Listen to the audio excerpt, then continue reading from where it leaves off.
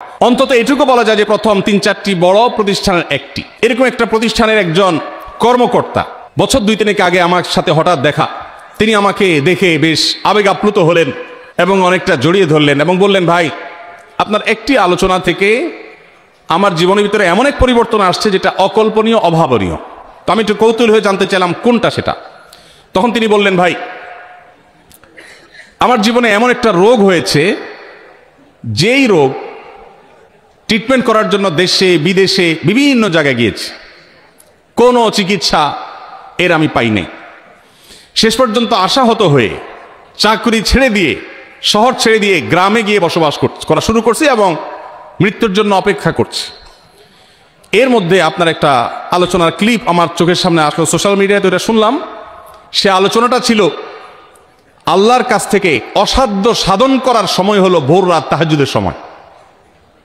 আমি এই আলোচনা পুরোটা শোনার পর ওই রাতেই আমি ঘুম থেকে উঠে ভোর রাতে তাহাজ্জুদ পড়ে আল্লাহর কাছে বুক ভাসিয়ে মন ভরে কাঁদলাম, দোয়া করলাম। ওই ভাই বললেন যে আমি এত দোয়া করলাম, দোয়া করতে করতে দীর্ঘ সময় আমি পরিতৃপ্ত হলাম, আমার দোয়া শেষ হয়ে গেল। এরপর দোয়া করে শেষ করার পর ফজর নামাজের সময় হয়ে গেছে, আমার ফিল হলো, অনুভব হলো যে আমার শরীরে আর কোনো রোগবালাই এখন মনে হয় নাই। এবং তিনি গত 2 দিন আগেও তার সাথে আমি দেখা করলাম ঢাকায়, গতকালকে দেখা করলাম, 2 দিন আগে না, মাত্র 1 দিন আগে দেখা করলাম। তিনি এখন সুস্থ সবল হয়ে আবার তার চাকুরিতে ফিরে গিয়ে স্বপদে স্বমহিমায় আছেন। তিনি এক সহকর্মীকে ডেকে আমার সামনে বলছেন, এই তোমরা বলো তো আমি আগে শারীরিকভাবে বেশি ফিট ছিলাম নাকি এখন বেশি ফিট? তখন তার সহকর্মী আমার সামনে বলছে, স্যার আপনি আগে অনেক বেশি রাগারাগি করতেন, আপনি হট মেজাজি ছিলেন, অনেক বেশি অসুস্থ হয়ে যেতেন কিছু হলেই, কিন্তু এখন আপনি সে আগের সময়ের তুলনায় অনেক বেশি সুস্থ এবং ফিট।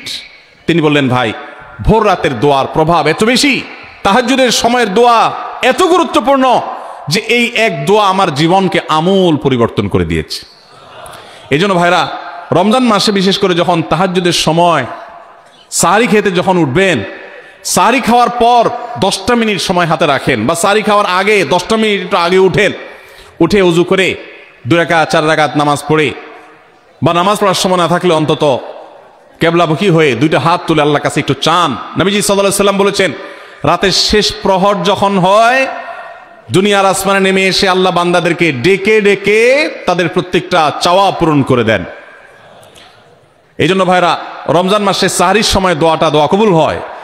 রমজান উপলক্ষে বিশেষ করে এই আমলটা, সাহরির সময় আমলটা আমরা দোয়া করার আমলটা করতে পারি। তাহলে 20 নম্বর আমল হলো তাহাজ্জুদের নামাজ এবং ভোর রাতের দোয়া।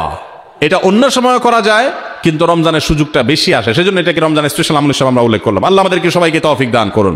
সাহরি খেতে উঠলে একটু দোয়া করবো তো ইনশাআল্লাহ, 2-4 মিনিটের জন্য হলে দোয়া করবো, একাকী নির্জনে আল্লাহর কাছে কেবলামুখী হয়ে। এর চেয়ে বড় দুর্ভাগ্যের বিষয় কি আছে যে আল্লাহ চাওয়ার জন্য ডাকছেন আর আমি অবহেলা করে বসে আছি। ভাইরা আমার, 5 ওয়াক্ত নামাজের জন্য মুয়াজ্জিন আপনাকে ডাকে, কিন্তু ভোর রাতে দোয়া কবুলের জন্য স্বয়ং আল্লাহ আপনাকে ডাকেন।